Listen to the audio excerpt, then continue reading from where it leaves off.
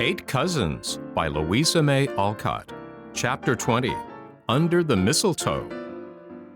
Rose made Phebe promise that she would bring her stocking into the bower, as she called her pretty room, on Christmas morning, because that first delicious rummage loses half its charm if two little nightcaps at least do not meet over the treasures, and two happy voices ooh and ah together. So when Rose opened her eyes that day, they fell upon faithful Phebe, rolled up in a shawl, sitting on the rug before a blazing fire, with her untouched stocking laid beside her. "Merry Christmas!" cried the little mistress, smiling gaily. "Merry Christmas!" answered the little maid, so heartily that it did one good to hear her. "Bring the stockings right away, Phebe, and let's see what we've got," said Rose, sitting up among the pillows, and looking as eager as a child. A pair of long, knobby hose were laid out on the coverlet, and their contents examined with delight, though each knew every blessed thing that had been put into the other's stocking. Never mind what they were, it is evident that they were quite satisfactory, for as Rose leaned back, she said with a luxurious sigh of satisfaction, "Now I believe I've got everything in the world that I want." And Phebe answered, smiling over a lap full of treasures, "This is the most splendid Christmas I have ever had since I was born." Then she added with an important air, "Do wish for something else, because I happen to know of two more presents outside the door this minute." "Oh, me, what richness!" cried Rose, much excited. "I used to wish for a pair of glass slippers like Cinderella's, but as I can't have them, I really don't know what to ask for."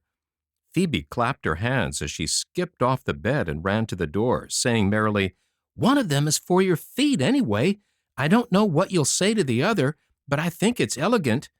So did Rose, when a shining pair of skates and a fine sled appeared. "Uncle sent those. I know he did. And now I see them, I remember that I did want to skate and coast. Isn't it a beauty? See, they fit nicely." And sitting on the new sled, Rose tried a skate on her little bare foot, while Phebe stood by admiring the pretty tableau. "Now we must hurry and get dressed, for there's a deal to do today, and I want to get through in time to try my sled before dinner. Gracious me, and I ought to be dusting my parlors this blessed minute." And mistress and maid separated with such happy faces that anyone would have known what day it was without being told. "Birnam Wood has come to Dunsinane, Rosie," said Dr. Alec as he left the breakfast table to open the door for a procession of holly, hemlock, and cedar boughs that came marching up the steps. Snowballs and Merry Christmases flew about briskly for several minutes, then all fell to work trimming the old house, for the family always dined together there on that day. "I rode miles and mileses, as Ben says, to get this fine bit, and I'm going to hang it there as the last touch to the rigamadooning," said Charlie, as he fastened a dull green branch to the chandelier in the front parlor. "Isn't it very pretty?" said Rose, who was trimming the chimney-piece with glossy holly sprays. "Never mind that. It's mistletoe, and anyone who stands under it will get kissed whether they like it or not. Now's your time, ladies," answered the saucy prince, keeping his place and looking sentimentally at the girls, who retired precipitously from the dangerous spot. "You won't catch me," said Rose, with great dignity. "See if I don't." "I got my eye on Phebe," observed Will, in a patronizing tone that made them all laugh. "Bless the dear, I shan't mind it a bit," answered Phebe with such a maternal air that Will's budding gallantry was chilled to death. "Oh, the mistletoe bough," sang Rose. "Oh, the mistletoe bough," echoed all the boys, and the teasing ended in the plaintive ballad that they all liked so well. There was plenty of time to try the new skates before dinner, and then Rose took her first lesson on the little bay, which seemed to have frozen over for that express purpose. She found tumbling down and getting up again warm work for a time, but with 6 boys to teach her, she managed at last to stand alone, and satisfied with that success, she refreshed herself with a dozen grand coasts on the Amazon, as her sled was called. "Ah, that fatal color! It breaks my heart to see it," croaked Aunt Myra, as Rose came down a little late, with cheeks almost as ruddy as the holly berries on the wall, and every curl as smooth as Phoebe's careful hands could make it. "I'm glad to see that Alec allows the poor child to make herself pretty in spite of his absurd notions," added Aunt Clara, taking infinite satisfaction in the fact that Rose's blue silk dress had 3 frills on it. "She's a very intelligent child and has a nice little manner of her own," observed Aunt Jane with unusual affability, for Rose had just handed Mac a screen to guard his eyes from the brilliant fire. "If I had a daughter like that to show my gem when he gets home, I should be a very proud and happy woman," thought Aunt Jessie, and then reproached herself for not being perfectly satisfied with her 4 brave lads. Aunt Plenty was too absorbed in the dinner to have an eye for anything else. If she had not been, she would have seen what an effect her new cap produced upon the boys. The good lady owned that she did love a dressy cap, and on this occasion her headgear was magnificent, for the towering structure of lace was adorned with buff ribbons to such an extent that it looked as if a flock of yellow butterflies had settled on her dear old head. When she trotted about the rooms, the ruches quivered, the little bows all stood erect, and the streamers waved in the breeze so comically that it was absolutely necessary for Archie to smother the brats in the curtains till they had had their first laugh out. Uncle Mac had brought Fun C to dinner, and it was a mercy he did, for the elder lads found a vent for their merriment in joking the young Chinaman on his improved appearance. He was in American costume now, with a cropped head, and spoke remarkably good English after 6 months at school, but for all that, his yellow face and beady eyes made a curious contrast to the blonde Campbells all about him. Will called him the Typhoon, meaning tycoon, and the name stuck to him to his great disgust. Aunt Peace was brought down and set in the chair of state at table, for she never failed to join the family on this day, and sat smiling at them all, "like an embodiment of peace on earth," Uncle Alec said, as he took his place beside her, while Uncle Mac supported Aunt Plenty at the other end. "I ate hardly any breakfast, and I've done everything I know to make myself extra hungry, but I really don't think I can eat straight through unless I burst my buttons off," whispered Geordie to Will as he surveyed the bounteous stores before him with a hopeless sigh. "A fellow never knows what he can do till he tries," answered Will, attacking his heaped-up plate with an evident intention of doing his duty like a man. Everybody knows what a Christmas dinner is, so we need waste no words in describing this one, but hasten at once to tell what happened at the end of it.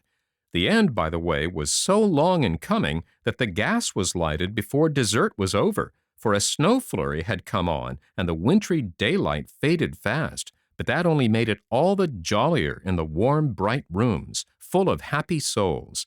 Everyone was very merry, but Archie seemed particularly uplifted, so much so that Charlie confided to Rose that he was afraid the chief had been at the decanters. Rose indignantly denied the insinuation, for when healths were drunk in the good old-fashioned way to suit the elders, she had observed that Aunt Jessie's boys filled their glasses with water, and had done the same herself, in spite of the prince's jokes about the Rosie. But Archie certainly was unusually excited, and when someone remembered that it was the anniversary of Uncle Jem's wedding and wished he was there to make a speech, his son electrified the family by trying to do it for him.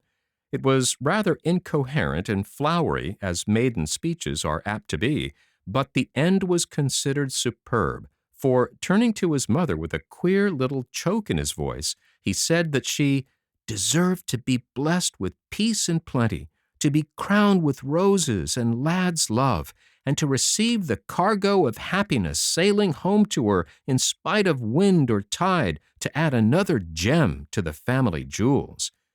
That allusion to the captain, now on his return trip, made Mrs. Jessie sob in her napkin and set the boys cheering.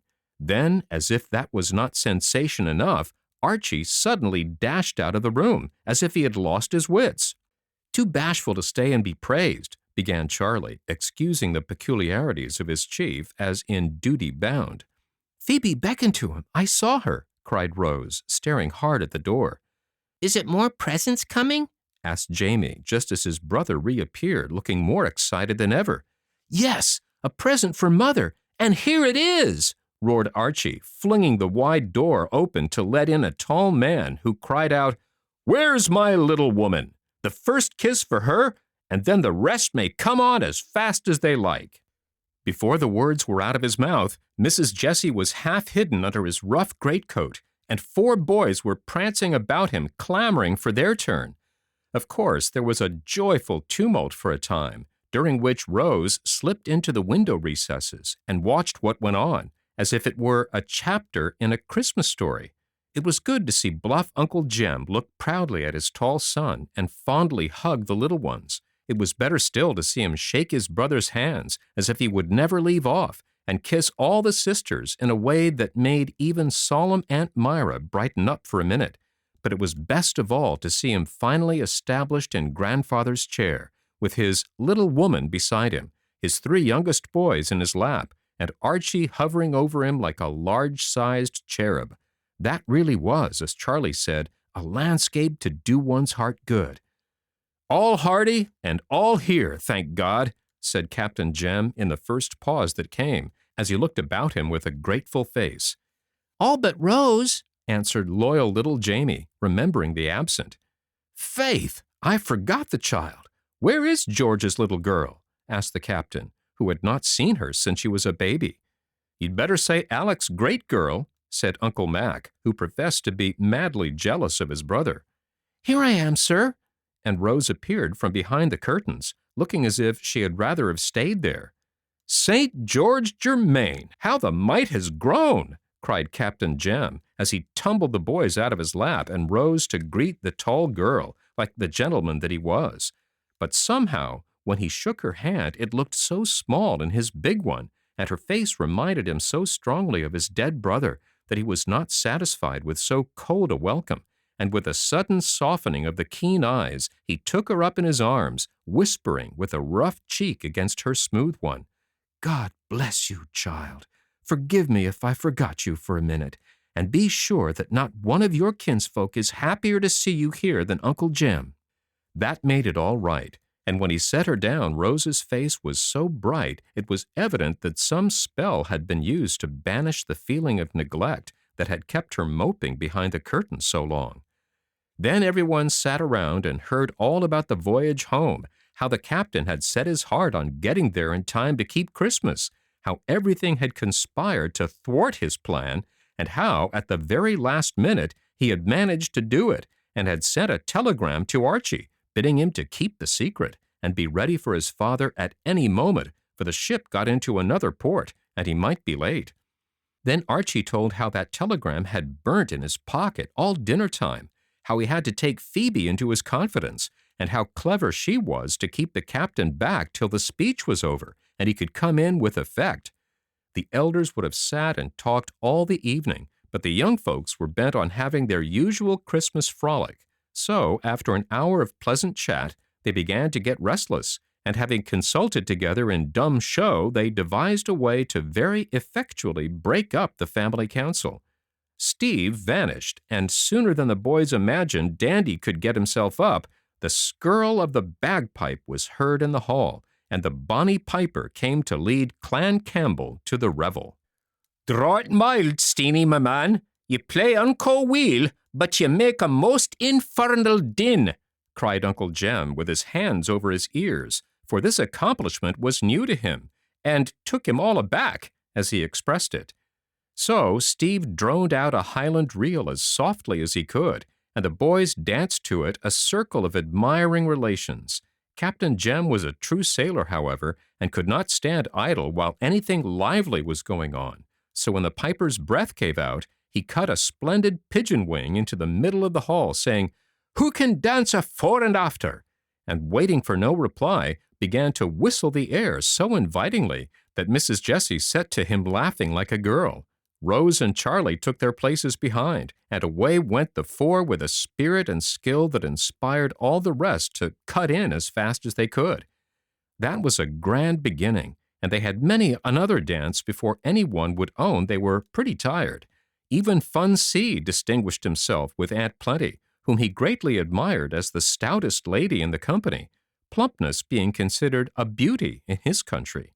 The merry old soul professed herself immensely flattered by his admiration, and the boys declared she set her cap at him, else he would never have dared to catch her under the mistletoe, and rising on the tips of his own toes, gallantly salute her fat cheek.